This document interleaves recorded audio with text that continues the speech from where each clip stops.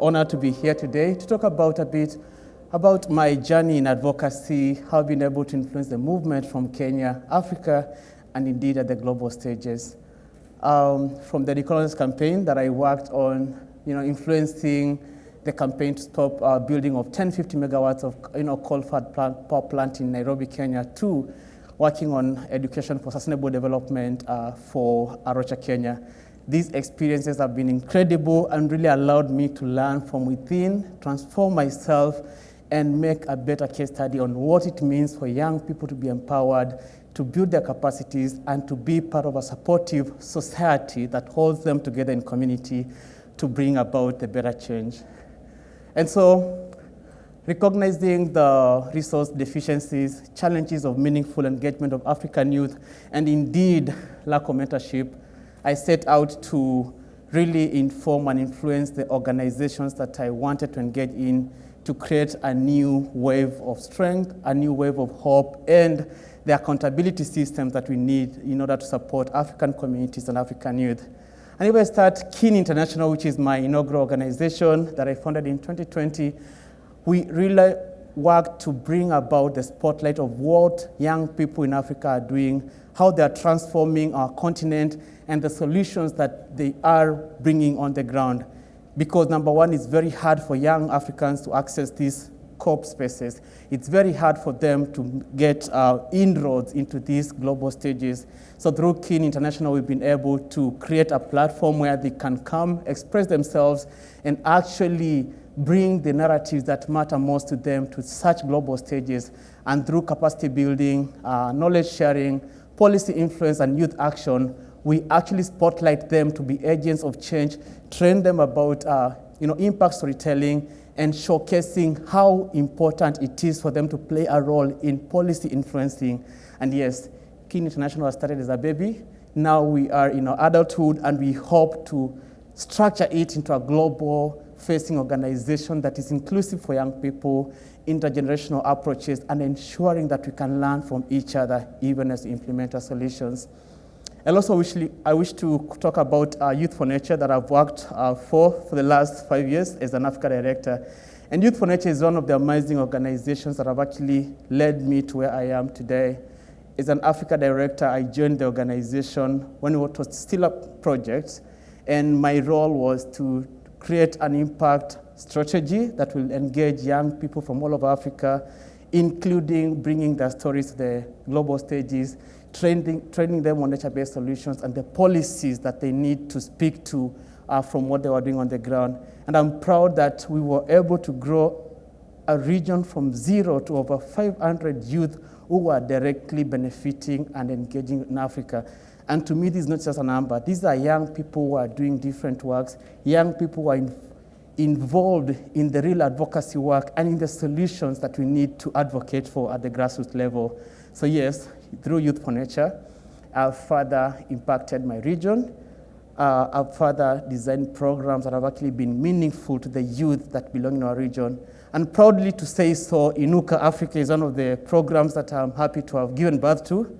Yes, I say giving birth to, men can give birth to projects.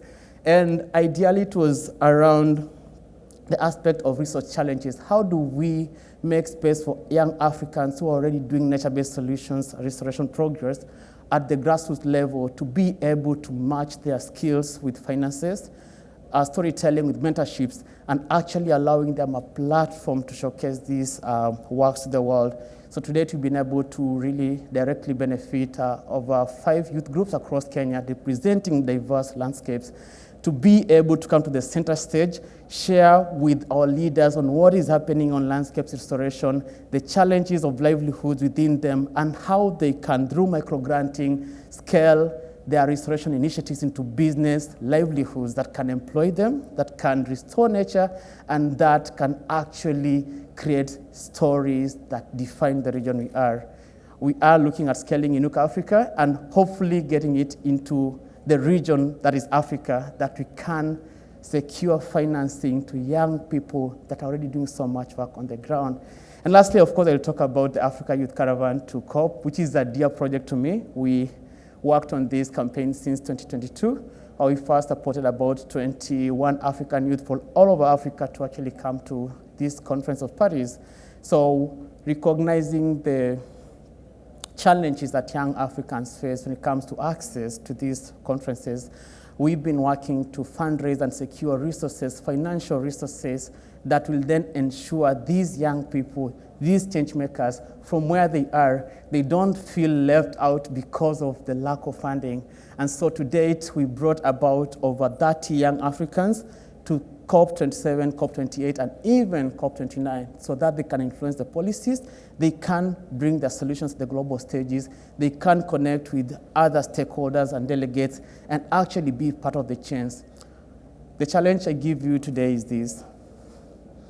It's not a fallacy, it's not far-fetched that young Africans are not getting the support that we need. We are doing the most with the least that we have. We are going out of our ways to actually create landscape restoration projects. We are going out of the ways to even be part of the policy changes. But unless these efforts are met with the funding and resourcing that is needed, then all the efforts we are doing will not be matched. So my challenge to the world is this: we need to come together. We need to see Africa for what it is. We need to see African youth for who they are and the leadership they're bringing to the space, and actually put the dollar, put the dime, put the shilling where it matters most. And I can assure you that the shilling, the dollar, the euro, the pound, it matters most to that grassroots youth, that grassroots farmer, that grassroots woman who is leading the change from within. And by trusting them with the resources, we are actually making a better world for all. We are healing our souls, we are healing our landscapes, and we are healing humanity for what it is. It's an open call to you to come on board, support us, and be part of this change. Thank you so much.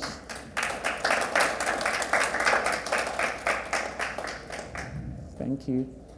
I don't know whether there are any questions from anyone. I'm happy to take, or any feedback.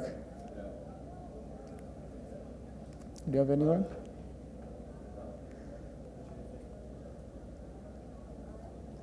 Maybe as we wait for the mic to come, one other thing I want to say is I want to encourage us to be stubborn optimists, because it's only the stubborn optimists who make the changes in the world. It's the ones who take the risk who actually make a better future for those that are yet to come. So by believing so strongly in what you're doing, it might be little, it might be big, but it's important, it's necessary.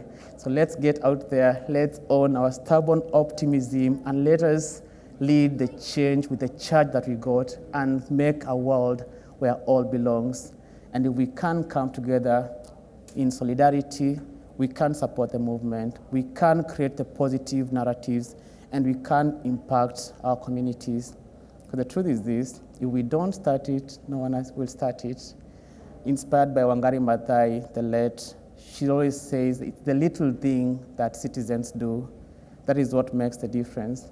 So we can see the little things that we are owning, we can actually change the world. Just like a mustard seed, it can be a tiny thing, but the tiny thing can result in magnificent big things. So let it be the challenge, and let us own our narratives, do the little we can, and transform the world. Thank you so much. And thank you for attending.